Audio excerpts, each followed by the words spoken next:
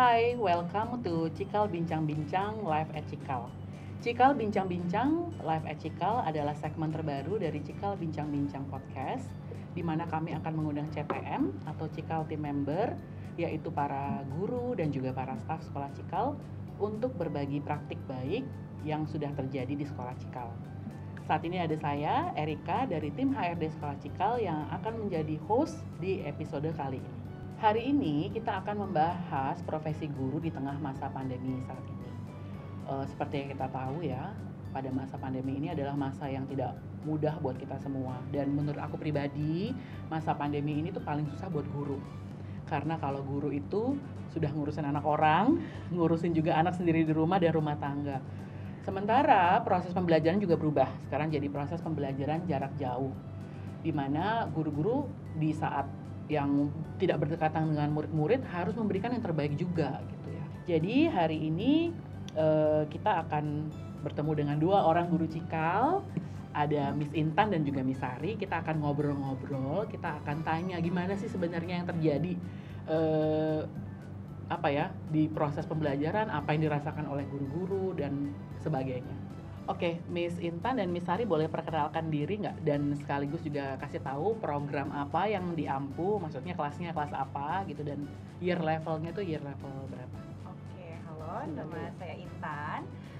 Saya adalah homeroom atau sekarang istilahnya PL ya, program leader. Jadi programnya Early Childhood dan Cikal Aksi-Aksi. Jadi kebetulan saya pegang Cikal di bagian anak-anak kelas sekolahnya. Jadi yang bayi-bayinya ini nih, yang kecil-kecil ini. Oke. Kalau Miss Sari? Aku Sari Utami. Saat ini aku berada di Student Support Center, handling anak-anak dengan kebutuhan khusus. Kemudian saat ini karena sekarang kita ada program nih, jadi saya juga pegang program untuk self management untuk kelas 11. Anak kebutuhan khusus kelas 11. Oke, sebelum kita mulai nih ke intinya, kita ngobrol dulu deh, gimana sih masa pandemi udah 8 bulan ya ini. Gimana, apa yang terjadi pada diri kalian masing-masing gitu selama ini, maksudnya bukan hanya sebagai guru ya, tapi sebagai pribadi gimana tuh? Boleh. Justru sama sih seperti pasti juga semua orang juga mengalami hal yang sama gitu. Kasus yang terjadi pandemi ini, terus tantangannya juga kebetulan juga saya juga udah berumah tangga dan juga punya anak juga masih umur 17 bulan gitu. Jadi memang masih kecil ya Mas? Masih kecil banget. Jadi waktu awal-awal pandemi itu yang terasa memang pasti ibu-ibu tuh terasa banget secara mentalnya juga, terus fisiknya juga. Seperti kemarin tuh banyak banget quotes yang sampai bilang bahwa kayak udah 24 jam udah gak bakal pernah cukup deh, karena harus ngurusin rumah juga, terus juga harus mengajar juga. Memang bahkan kemarin salah satu yang bikin deg-degan tuh aku sama suami tuh berdua sempet sama demam berdarah. Jadi di awal pandemi itu kami berdua demam berdarah, terus agak deg-degan karena waktu itu kan masih kayaknya baru awal-awal pandemi tuh mau keluar rumah juga khawatir. Nggak tahu mau kemana, iya, apalagi ke rumah sakit ya? yang lagi heboh banget banyak virus dan segala macam. Jadi memang waktu itu betul-betul berusaha untuk survive banget, karena memang nggak berani juga gitu pergi dari rumah, apalagi kami di rumah cuma berdua aja bersama si anak bayi ini, bertiga gitu. Jadi memang harus sehat gimana pun caranya. Jadi bangun tidur keliengan ya memang ya udah ngurusin bayi juga, jadi survive juga buat kesehatan juga. Jadi memang up and down perasaan itu campur aduk banget sih di awal-awal pandemi. Nah memang bersyukur juga kita manusia punya diberikan Tuhan keistimewaan untuk beradaptasi. Sampai dengan hari ini sih bisa ngetawain yang kemarin udah terjadi gitu. Iya. Waktu awal-awal pasti semua orang nangisnya juga berasa banget sih. Mungkin juga Bu Sari Kalau Miss Intan anaknya 17 bulan, satu orang. Kalau Miss Sari aku tahu anaknya ada 3 dengan usia yang berbeda-beda ya. Tantangan juga ada 3 juga nih tantangan. 4 sama bapaknya ya Miss? 4 sama bapaknya, betul. Jadi memang kalau buat aku sendiri sebenarnya pada saat awal pandemi itu justru menyenangkan. Kenapa? Karena biasanya aku harus berangkat kerja setiap hari, meninggalin mereka di rumah.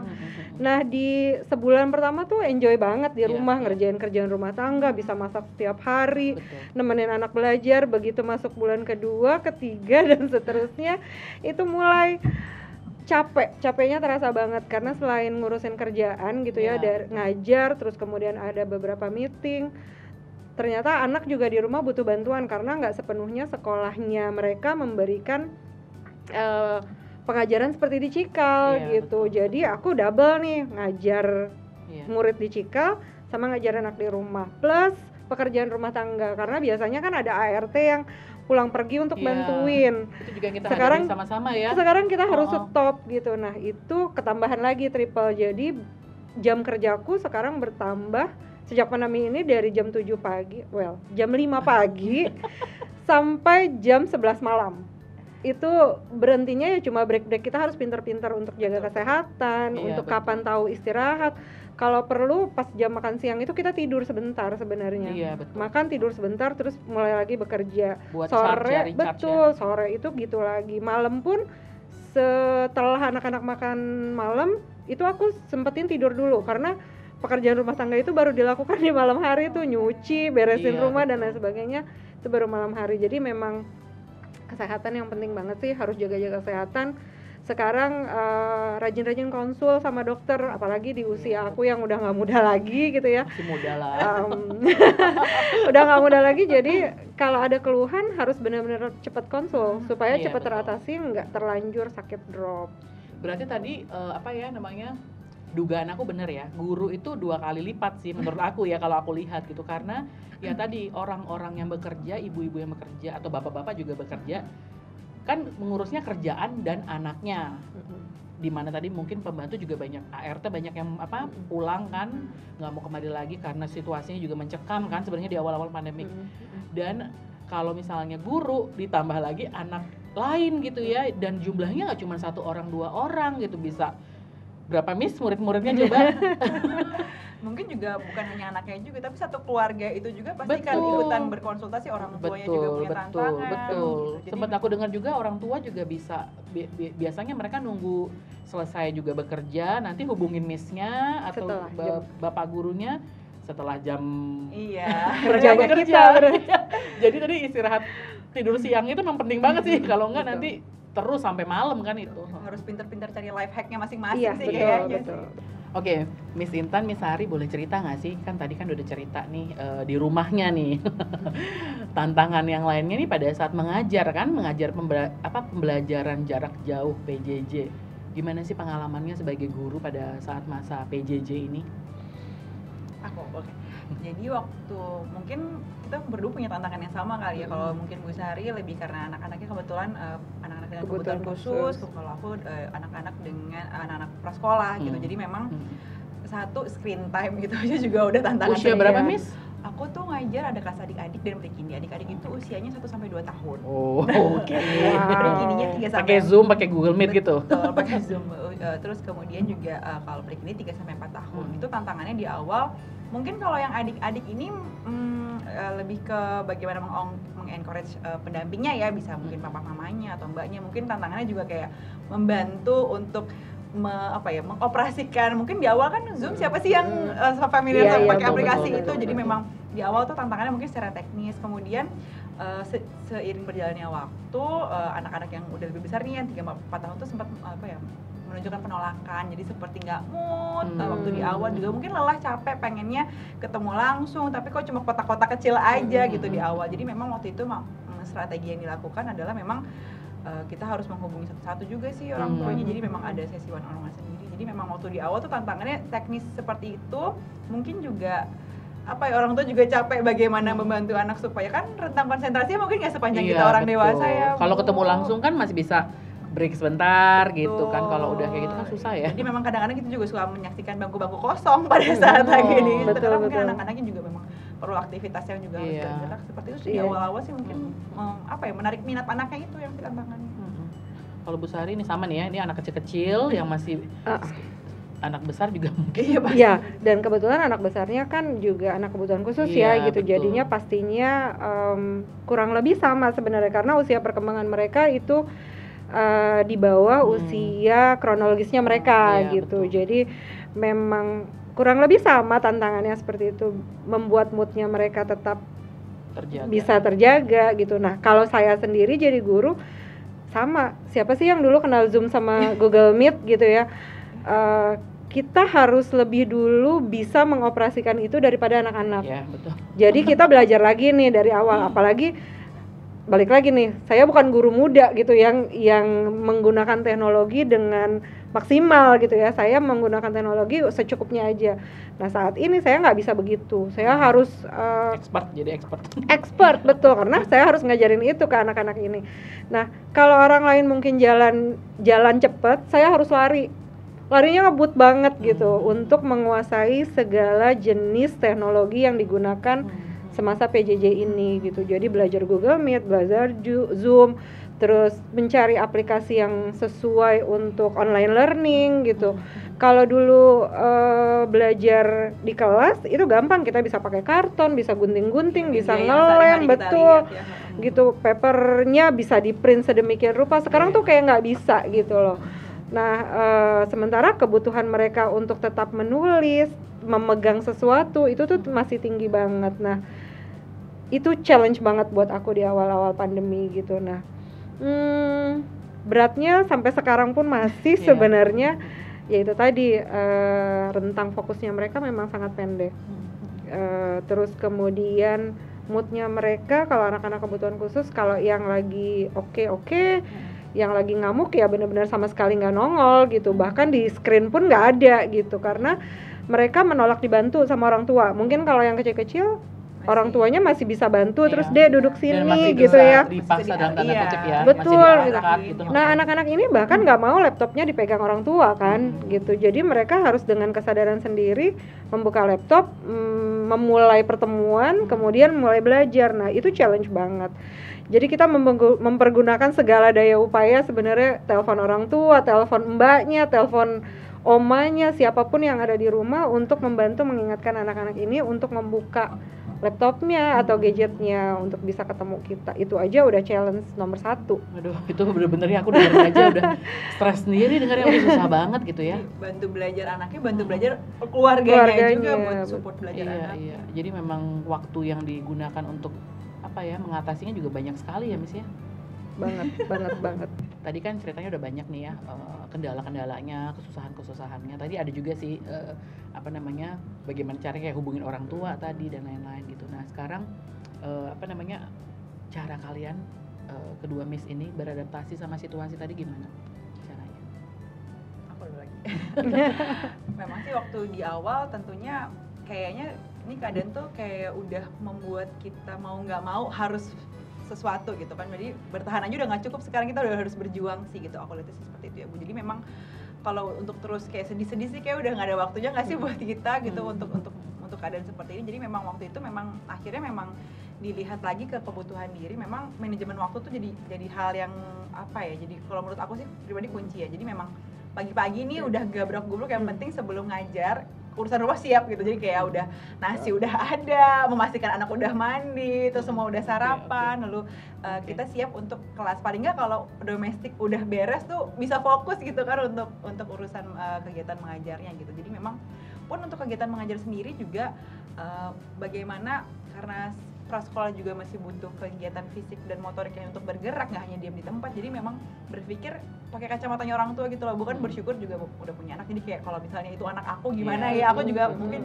mencoba untuk pakai kacamata berempati itu. Ya, betul jadinya. Gitu. Jadi pasti kan orang tua juga sekarang juga peran orang tua plus guru juga dirasakan gitu. Orang tua juga merasa kayak tantangan juga di rumah. Jadi membantu meringankan sedikit pun juga sebenarnya terlihatnya sih kita seperti nggak guru kayak waktu kita offline ya Bu. Ini kan lebih ke kita memberikan mungkin jadinya seperti instruksi, jadi yang dilakukan di rumah gitu. Jadi memang yang dilakukan tuh ketika mengajar tuh misalnya kita mencoba membuat kegiatannya untuk sekarang coba cari sesuatu yang apa gitu. Nanti anak-anak tuh keliling rumah lalu nanti tunjukin ke layar ya. Jadi memang hal-hal seperti itu sih Bu. Jadi berpikir kreatif yang out of the box tuh memang kayaknya diperlukan sekali untuk semua guru, semua orang tua dan siapapun di masa-masa seperti ini sih Bu. Strategi ya Miss ya. Strategi itu penting banget ya. Betul banget sih Bu. Kalau itu sih yang aku pribadi aku alamin ya Bu. Oke, kalau buat anak-anak SSC gimana nih? Mungkin tantangannya ini lebih Jadi memang ya itu tadi sih, yang pasti karena online semua harusnya on screen gitu sekarang, udah nggak bisa ketemu, dan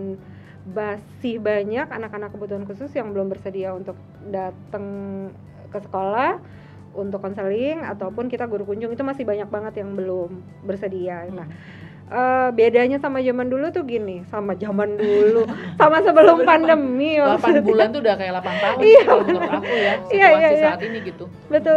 Nah, sebelum pandemi ini seperti yang kita tahu bahwa anak-anak ini kan mood swing-nya tinggi banget. Mereka bisa berada di kelas tiba-tiba marah, menangis, tantrum dan lain-lain. Di Itu kelasnya biasanya pas lagi online gitu, Miss? kalau dulu nih, kalau dulu. sebelum Oh iya, dulu ya. gitu ya, sebelum pandemi itu mereka nggak mood di kelas, berantem sama temennya, sekedar pensilnya dipegang sama temennya dan dia marah, itu bisa membuat dia tantrum luar biasa. Apalagi gitu udah ya. mulai ABG ya di tahap ini. Banget, itu banget gitu. Itu mulai Terus susah tuh. kalau dulu kita punya satu ruangan Oh, iya, yang bisa membuat mereka meredakan emosinya, dibantu sama kita gitu ya. Ada teknik-teknik tertentu, strategi-strategi tertentu yang bisa kita berikan supaya dia calm down gitu. Itu berlaku terus-menerus. Jadi sepanjang hari itu bisa 3-4 anak datang ke ruang SSC untuk calming down. Out gitu ya, Miss ya, kayaknya. Betul, terus kemudian untuk sekedar ngobrol. Miss, hari ini aku upset banget karena sebenarnya buat kita mungkin masalahnya sepele banget gitu ya. Karena tadi pagi aku disuruh sarapan telur. Tapi itu ke bawah sampai jam pelajaran sebelum makan siang gitu. Itu tuh terus terbawa, atau pagi ini mamanya menegurnya dengan tidak proper gitu ya, menurut dia. Iya. Gitu, mungkin mamanya sebenarnya cuma nyuruh mandi cepetan ya gitu, tapi buat dia itu kayak dimarah-marahin banget gitu. Nah, itu kebawa terus sampai siang dan mereka bisa nangis di SSC, terus mulai dari nangis sampai ngelempar barang, nendang kita, ngeludahin dan lain-lain, itu udah biasa gitu. Dan itu besar jadi tenaganya juga Iya, dan banget, anak-anak itu banget. besar-besar loh badannya. Betul gitu. Tapi yang sekedar numpang nangis pun ada Iya. gitu, numpang nangis Masih di situ agak enak kan, sebentar. Miss, ya? Itu udah enak banget sebenarnya kalau cuma numpang nangis. Nah, kita memberikan konseling, strategi dan lain-lain di situ. Nah, semasa pandemi ini itu hilang kan, gitu. Yang ada adalah kita semua, saya memegang semua nomor WA anak-anak.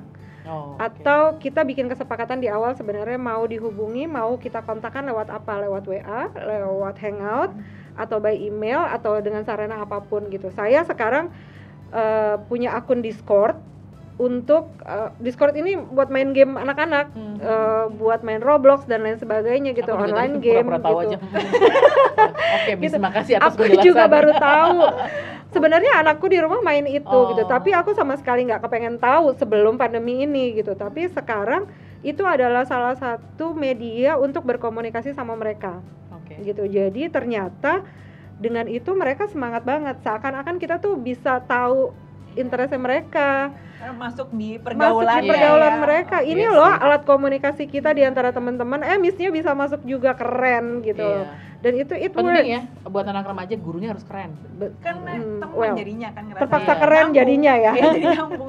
Dan Iya. itu belajar banget sih gimana cara bikin Discord, gimana pengoperasiannya, dan sebenarnya kalau kita tanya mereka gimana cara menggunakannya, itu mereka senang banget ngejelasinnya gitu. Nah, kita menyepakati itu mau media apa nih buat berkomunikasi, sehingga pada saat mereka moodnya turun, mereka bisa mengkomunikasikan itu ke kita dengan media yang sudah disepakati gitu. Kalau misalnya kita memang perlu ketemu, saya akan tanya dulu, kita mau ketemu di Google Meet atau di Zoom gitu. Kalau dia bersedia, maka kita akan ketemu saat itu juga gitu. Dia nangis di situ, dia teriak-teriak di situ, dia berkata-kata kasar di situ gitu, supaya kita juga bisa meredakan itu. Cuma bedanya tidak ada physical contact. Iya, betul. pastinya Ada gitu anak-anak ya. yang butuh ya, Miss ya, kayak masih dipupuk banget gitu ya. masih banget gitu. Bahkan di anak-anak yang lebih kecil di sini tuh kelas 7 ya, itu masih kecil, itu masih butuh di-hug, masih butuh di wrapping gitu loh, untuk membantu mereka lebih calm gitu. Nah, itu tidak bisa kita lakukan melalui teknologi yang canggih sekalipun gitu. Nah, yang bisa kita lakukan sebenarnya adalah meminta orang tua untuk melakukan itu kepada mereka gitu. Tapi tapi sayangnya lagi, hubungan antara guru dengan anak dan orang tua dengan anak itu beda gitu. emosinya luar biasa. Jadi pada saat saya cerita, Bu, tadi di kelas dia begini ngomong kasar sama temennya sehingga temennya tersinggung, kemudian mengatakan something bad ke dia dan dia ngamuk. Orang tuanya bukan menangkan, malah marahin dia. Kenapa kamu ngomong something bad gitu ke temannya? Padahal lagi diskusi kan sebetulnya. Padahal harusnya orang tua berada di sisi dia gitu, seperti kalau aku berada di sisi dia gitu. Nah, hal-hal semacam itu sih yang challenging banget buat anak-anak kebutuhan khusus gitu di sekolah PJJ ini gitu. Aduh, itu susah banget sebenarnya. Tapi alhamdulillahnya hampir 80% ya. 80% anak-anak dengan kebutuhan khusus di Cikal saya tuh terutama itu trust sama gurunya. Jadi ya, kayak gitu ya. 2 minggu lalu ya kalau nggak salah ada seorang anak yang cerita ke aku, dia hangout saya jam 6:30 malam, Miss I need to meet you now gitu, di Google Meet now, kasih linknya sama dia tuh gitu. Jadi aku harus cepetan buka laptop gitu ya untuk langsung masuk ke situ. Sebenarnya kalau kita mau ngitung itu bukan jam kerja aku gitu, betul, kan nggak mungkin, tapi untuk mereka itu nggak mungkin. Oke, kita buka ketemu. Oke, ada apa? Aku bilang gitu. Ini aku cerita gini. Teman aku ngirimin ini begini. Oke, so what do you want to do now gitu kan. Panjang, yang penting dia cerita dulu itu. Sampai di terakhir dia bilang apa? Dia bilang gini. Miss jangan cerita siapa-siapa ya. Not even my parents. I trust you. I want you to be on my side. Itu bikin saya mewek loh. Ini saya udah mau mewek sekarang. Itu momen yang sangat mengharukan gitu. Itu momen yang nggak bisa didapatkan di pekerjaan lain, ya kan? Betul. Tapi memang betul sih yang tadi Bu Sari bilang, trust itu tuh sesuatu yang mahal banget sih, karena juga orang tua, mungkin kalau di sisi aku nih, aku dengan anak-anak prasekolah tuh memang orang tua tuh sebegitu trustnya dengan kita, sehingga memang tadi sama seperti yang Bu Sari bilang tadi, mungkin bukan jam kerja kita sekarang, tapi kayak nggak bisa kalau kita tuh nggak ikutan mikirin perkembangan anaknya lagi mogok sesuatu, ataupun juga misalnya kayak kesulitan. Aku juga sama seperti yang Ibu Sari cerita, punya pengalaman juga pas kebetulan di satu keluarga ini terkena COVID dan ibunya harus isolasinya tidak di rumahnya, jadi harus di rumah sakit gitu. Maksudnya itu kan terasa misalnya kita juga ibu gitu, harus terpisah dari anakku gimana itu. Kemarin kita betul-betul kayak ibu kalau ada apa-apa cerita gitu. Jadi mungkin pada saat itu hubungan kita dengan orang tua itu bukan cuma karena profesional antara dengan orang tua, tapi ibu apa yang bisa kami bantu gitu. Jadi memang mungkin itu kali yang membedakan kita guru-guru Cikal dengan mungkin teman-teman yang lain, bahwa kebutuhan personal anaknya itu juga kita tuh mikirin banget gitu. Itu yang membuat ya tadi itu ada hadiahnya juga sih. Maksudnya kedekatan itu kan sebenarnya buat guru tuh kan susah bang. Kalau misalnya zaman dulu kita aja deh ketemu sama guru juga kayaknya belok gitu maksudnya. Tapi kalau anak-anak Cikal kan nggak ketemu sama guru di mall tuh malah peluk gitu maksudnya. Hai miss kayak gitu kan gitu. Jadi memang itu sih kelebihannya ya. Iya. Terus hadiahnya ya. Yang nggak bisa dinilai dengan apapun gitu, kayak misalnya orang bilang wah nanti pas akhir tahun dikasih dong sama orang tuanya. Kita nggak boleh. Selain kita nggak boleh, kayak itu nggak ada apa-apanya gitu. Bukan kayak tujuan juga. Betul gitu kayak ya itu kalaupun kita dikasih itu nggak ada apa-apanya dengan rasa yang kita dapat pada saat ngelihat nih kalau di SSC nih anak yang masuk ke kelas 7 di Setu dengan anxiety disorder itu kecemasan yang luar biasa gitu ya. Tinggi kecemasannya luar biasa tinggi. Dia harus ngumpulin tugas, itu bikin dia panik sampai keringet dingin dan nggak nafas. Dia nggak nafas, bayangin dia nggak nafas sama sekali gitu ya. Sampai pada saat dia kelas 10 dia bisa menyelesaikan personal projectnya Cikal Aksi dengan sangat baik gitu. Itu perkembangan 3 tahun yang luar biasa berat sebenarnya buat kita, tapi pada saat di ending kelas 10-nya kita tuh bisa ketawa lebar banget, bangga banget, terus nunjukin itu hasil aku gitu. Itu aku yang ikut andil di perkembangannya dia gitu. Itu nggak ternilai harganya sih dengan apapun sebenarnya. Perasaan melihat perkembangan mereka, prosesnya mereka dari mungkin awal-awal juga orang kalau di prasekolah kan orang tuanya justru yang khawatir kan dengan ada separation dan segala macam, terus terakhirnya ngeliat anak-anak mentas gitu siap untuk itu memang launch ya, sesuatu gitu. Yang memang bener-bener rasanya tuh di hati banget gitu Ibu. Iya, betul. Iya. Wah, luar biasa ya. Kedua miss ini. Saya yakin miss dan bapak-bapak yang lain juga pasti sama seperti tadi. Saya lihat ada strateginya berempati ke orang tua, lalu ada personalize juga ya ke tiap anak. Terus udah gitu yang paling luar biasa tadi building rapportnya. Jadi hubungan sama anaknya dan tetap profesional tapi kedekatannya itu sih Betul. yang sebenarnya ya yang luar biasa, dan itu membantu sih menurut aku ya. Pada saat pandemi ini pasti membantu. Kalau nggak ada kedekatan, nggak ada trust tadi itu, Betul. susah lah mau melakukan Banget, apa-apa kan banget. gitu. Kalau misalnya dari tadi kan banyak tantangannya, aku sih berpikir pasti mungkin milihnya sih kalau misalnya aku tanya nih ya, mendingan mana nih kalau misalnya nanti kita semakin lama memang harus PJJ terus, kan mungkin skill kita bertambah juga ya, sebagai mungkin Miss juga sebagai guru kan skillnya bertambah nih sebagai guru ahli PJJ. Kalau disuruh milih mana nih, tetap PJJ kayak gini atau lebih suka yang 8 tahun lalu? Ya kita bilang. Padahal 8 bulan ya. Iya.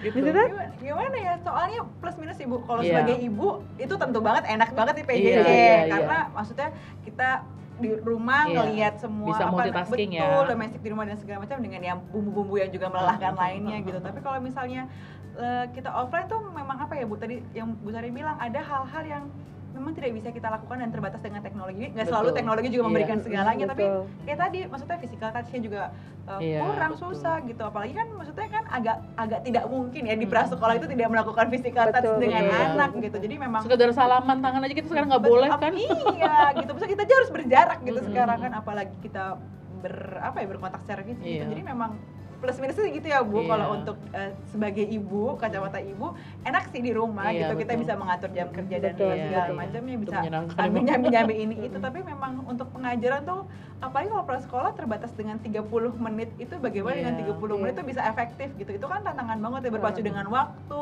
juga harus melihat bagaimana ini nyampe nggak ya ke anak aku gitu, kayak Mm-mm, gitu-gitu ya benar, sih ya benar, Bu. benar. Gitu. Aku nggak bisa kalau disuruh milih. Sebenarnya Aku dua-duanya nggak enak juga bisa. sih ya sebenarnya.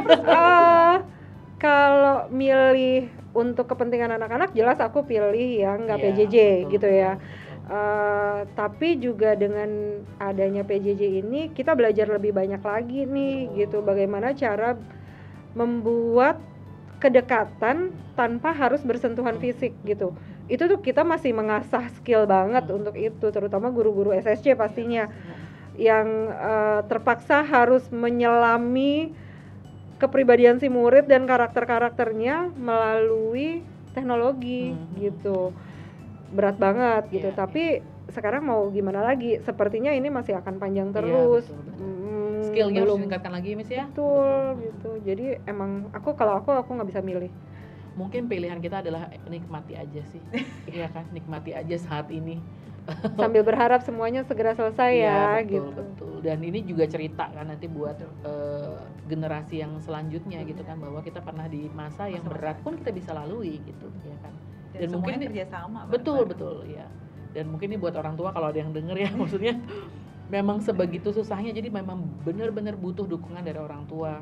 Trust tuh boleh sih ke guru, tapi harus ada kerjasama juga. Benar. Karena ya tadi kan kalau misalnya murid itu percaya sama guru, harusnya apalagi sama orang tua ya gitu, karena kan orang tua sendiri gitu ya. Dan dengan- sekarang yang bisa bantu di rumah mereka, Iya, orang tua, betul. siapa lagi Berarti gitu. ini mungkin PR-nya selanjutnya adalah itu kali ya, edukasi buat orang tua ya, bagaimana supaya bisa bantu anaknya di rumah dari sisi mata guru gitu, jadi supaya anaknya juga semakin baik kan gitu. Mungkin ya, aku nggak tahu deh, mungkin bisa kayak gitu. Sebenarnya itu kita udah lakukan sih ya. Mhm. Maksudnya untuk pelan-pelan mengedukasi orang tua untuk terlibat lebih dalam lagi gitu. Mungkin kalau dulu sebenarnya kita encourage itu dari dulu ya. Dari sebelum lama PJJ, ya, masih offline gitu ya, masih tatap muka.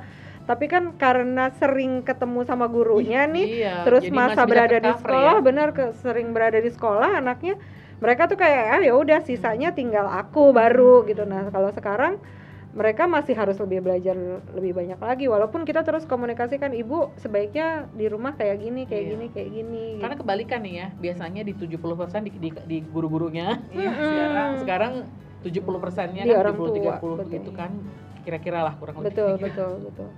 Oke, mungkin yang terakhir nih aku minta dari Miss Intan sama Miss Sari juga mungkin bisa kasih tips atau mungkin apapun yang mau disampaikan kepada guru-guru yang ada di luar sana ya, ada mungkin sesama di tim Cikal, mungkin pada saat mereka nonton, oh ya sama ya gitu, dan mungkin memang udah cerita-cerita juga kan gitu. Tapi mungkin buat guru-guru lain yang mengalami sekarang hal yang sama, tipsnya apa sih supaya bisa tetap strong gitu dalam dalam menghadapi masa pandemik ini yang mungkin masih belum cepat berlalu ya gitu. Bapak dan Ibu guru, teman-teman CTM, atau mungkin juga Bapak dan Ibu yang lain, orang tua murid juga di rumah, memang bertahan aja kita udah nggak cukup, ini udah harus berjuang. Dan kalau aku pribadi sih melihatnya gini ya Bu, mungkin sekarang yang dibutuhkan itu adalah kesadaran dan juga kesabaran juga untuk kita menjalani ini semua sih. Ini memang tidak mudah, tapi Bapak dan Ibu tidak sendirian, punya teman-teman, silahkan dibagi. Kalau di keep sendirian itu pasti rasanya berat. Dan memang sekarang juga kan Cikal juga membantu kita, ada ruang-ruang untuk berkonseling, jadi silahkan dimanfaatkan semaksimal mungkin supaya melegakan hatinya, karena kalau hatinya udah nggak lega udah susah banget sih kayaknya menjalani ini. Betul. Kelegaan hati gitu ya. Betul. Dan berjuang. Betul. Dan tadi tuh aku dengar tuh berjuangnya itu nggak bisa jalan di tempat aja. Betul. Nah, kalau aku saran aku buat guru-guru baik CTM maupun guru-guru dimanapun berada sebenarnya adalah tetap semangat. Karena ini belum akan berakhir gitu, masih panjang jalannya, masih lama banget dan nggak tahu kapan endingnya gitu. Istilahnya kalau akhir tahun 2020 kita tahu akhirnya di Desember, tapi kalau PJJ ini kita nggak tahu akhirnya di mana gitu. Tetap semangat, jangan putus asa untuk menggali terus potensi diri, jangan berhenti mencari jalan untuk melakukan PJJ ini dengan menyenangkan untuk anak-anak. Terus kemudian take care yourself gitu, karena aku sendiri harus taking care of myself walaupun dengan kelelahan ini, dengan kepenatan di kepala gitu ya. Kita harus mencari sesuatu yang menyenangkan buat diri sendiri, bisa mulai dari makan enak. Let's say setiap habis gajian sempetin beli makanan yang mahal dan paling enak, yang dipengenin banget yang gitu ya. yang kita kepengen banget beli dan selalu impikan, save itu. Terus kemudian yang kedua, sempatkan setiap hari melakukan sesuatu yang menyenangkan buat diri sendiri. Buat aku tidur sebentar itu menyenangkan. Terus kemudian cari hobi baru. Hobi baru itu bisa yang hobi lama, maksudnya melakukan hobi yang dulu pernah kita lakukan tapi sekarang udah lama kita nggak lakukan, itu bisa dilakukan. Atau justru mencari hobi baru, sekarang kan lagi ngetren tanaman gitu ya. Itu bisa dilakukan gitu. Aku nggak semua itu bisa dilakukan. Atau memang sebenarnya menggali potensi yang sebenarnya belum kelihatan gitu. Sharing aja, aku dari dulu merasa aku bisa gambar, tapi tidak pernah aku lakukan. Baru setelah pandemi ini aku mulai melukis. Mungkin nanti bisa cek di Instagram aku, ada beberapa lukisan, beberapa lukisan yang bisa lihat. Mungkin nggak bagus-bagus banget, tapi itu adalah keinginan aku yang terpendam sejak aku SMP mungkin, gitu. Yang baru terwujud sekarang. Jadi hobi aku yang baru sekarang membeli cat air, membeli kuas dan lain-lain, itu menyenangkan buat aku. Walaupun gantinya uang ngopi ya Miss ya. Dulu kan ngopi, sekarang beli cat air. Alhamdulillah saya nggak gitu suka ngopi gitu. Jadi memang walaupun itu tidak dilakukan setiap hari atau setiap minggu, just have it gitu. Mau beli tanaman baru setiap awal bulan, oke. Mau jalan-jalan naik sepeda setiap bulan di awal bulan aja, oke juga gitu. Itu aja sih, tetap semangat, stay healthy, stay alive. Iya. Cukupkan dirinya dulu sih. Cukupkan diri dulu.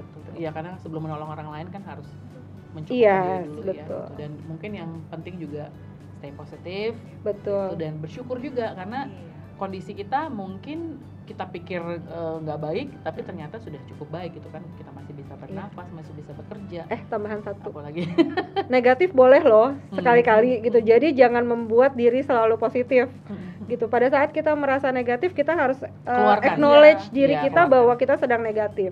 Cuma setelah itu kita harus cari cara supaya negativity itu bisa perlahan-lahan berlarut-larut, hilang. iya, betul gitu. Supaya Jadi negativity itu bisa jadi positivity. betul. Jadi ketemu dulu sama orang yang tepat Betul. sih gitu. Iya, orang yang tepat juga penting. Orang ya. yang tepat Karena penting itu kita banget. tapi kadang-kadang nggak apa-apa juga sih keluar, yang penting udah keluar. Iya. Tapi kalau ada orang yang bisa membantu, memperbaiki kan lebih Betul. baik lagi ya. Aku juga ngomel-ngomel kok. Aku ngomel Iya, dengan segala pasti, sistemnya, dengan segala karena itu yang virus-virus, bikin kita dengan lebih segala manusiawi, apapun, kan? betul. Itu selalu aku keluarkan dan aku marah gitu. Dan apa namanya, kalau misalnya kita memang keluhan itu dikeluarkan tapi kita juga cari solusinya ya nggak Iya. apa-apa, Yes, kecuali betul. keluhan-keluhan aja. Tapi kan kita di Cikal mah keluh kita juga sering ya, tapi kan memang cari jalan keluarnya. Betul. Ini keluhannya tuh ini ya, apa ya jalan keluarnya nanti gitu kan. Kalau bisa mengeluh ke orang yang tepat sih, Betul, gitu, iya, supaya nggak berlarut-larut gitu. Oke, kayaknya sudah ya hari ini. Waduh, percakapannya seru banget. Aku sih banyak belajar dari Miss Intan, juga dari Miss Sari. Terima kasih banyak atas sharingnya. Dan mudah-mudahan teman-teman di luar sana juga banyak mendapatkan manfaat. Aku yakin sih banyak mendapatkan Amin. manfaat. Semoga bisa jadi energi baru juga buat teman-teman kita semua ya. Bu. Iya, betul. Thank you all for listening. Kalau misalnya ada usul-usul atau topik apa yang ingin dibahas di Cikal Bincang-Bincang, bisa DM kami. Di Instagram kami ada @sekolahcikal, @rumahmaincikal, atau @live@cikal. Sampai jumpa di podcast selanjutnya. Sampai jumpa. Bye. Bye.